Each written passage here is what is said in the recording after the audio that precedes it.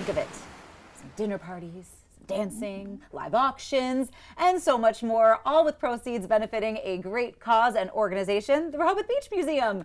And the executive director of the Rehoboth Beach Museum, Heidi Evans, is joining us on the couch today. Welcome back. It's been a while since we've seen you. I know. Thank you so much for having me back on the show, Leah and Lauren. Yes. I always love coming here and talking to you ladies. Yeah, well, we love having you, and you guys have some busy events coming up. Tell us about some of the events coming down the line that kind of give back to the community and give back to the museum. First of all is our annual beach ball, which is held at Kings Creek Country Club, and that's going to be on September 7th. And you can get tickets for that on rbmuseum.org, and that's a super fancy event, so you can put on your best dress and come and dance. The hot sauce band is going to be there. They are so much fun. I know. Everybody loves the hot sauce band. And there's going to be a live auction, a silent auction, a beautiful dinner, cocktails, all sorts of things to do at that. So that's September 7th. But this week we have an event at the museum which is held annually. It's called the Acoustic Jam, and it's this Thursday, and you can get tickets for that at rbmuseum.org.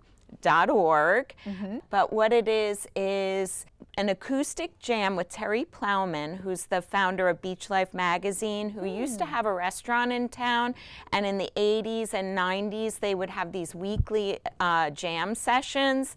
So it revisits that history of the town, and it's a lot of fun, and that starts a little late for us at the museum, 7 to 9:30. There's a lot of activities to choose from, and so much of it goes back to the Rehoboth Beach Museum. Yes. What do you guys kind of do with some of that money? I mean, it's a great little spot. If you haven't checked out the museum yet, you definitely want to get on that. Yes. Well, we also currently have an exhibit up through Labor Day, the Golden Age of Rehoboth diorama, which is designed and made by Paul Lovett, a local historian. And that looks at the history of Rehoboth Beach around 1910, and it's a diorama that shows when the train used to bring people into town. Really cute, really fun. And, you know, frankly, we need the money that we're raising because this is how we keep ourselves in business. Yeah. So we really count on the community to help us out and come and enjoy the wonderful events and learn a little bit about history at the museum. And there is a lot. I mean, one of my favorite things are sometimes some of the photos and visuals of folks, you know, dressed to the nines on the beach after the train let them off, and you're like, this is like, nothing computes in my head. Right. But it is important to sort of preserve history, and you guys actually received some donations to the museum as well, and you brought them in for a little show and tell. Yes, I brought in two wonderful gifts to the museum that were just recently acquired, and this is another way the community can give to the museum and give to the local history of our town.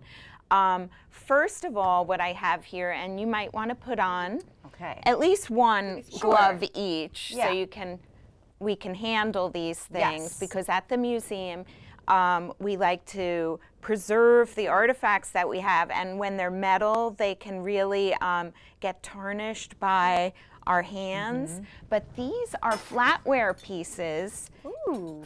And you'll see on the handles that they say Henlopen Hotel. They're so cute. Aren't they amazing? And so the Henlopen Hotel, you might know it today. It's still there up on the north end of the boardwalk. But back in 1883, when the Henlopen Hotel was first built, that was 10 years after the founding of Rehoboth Beach as a beach town. It was a very fancy hotel.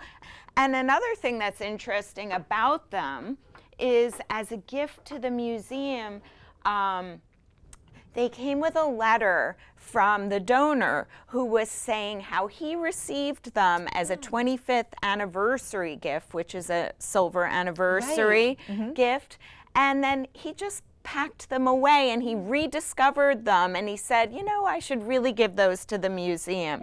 And we were just so grateful for them, because they can help us tell so many stories about boardwalk culture, life in Rehoboth, dining in Rehoboth, all sorts of things.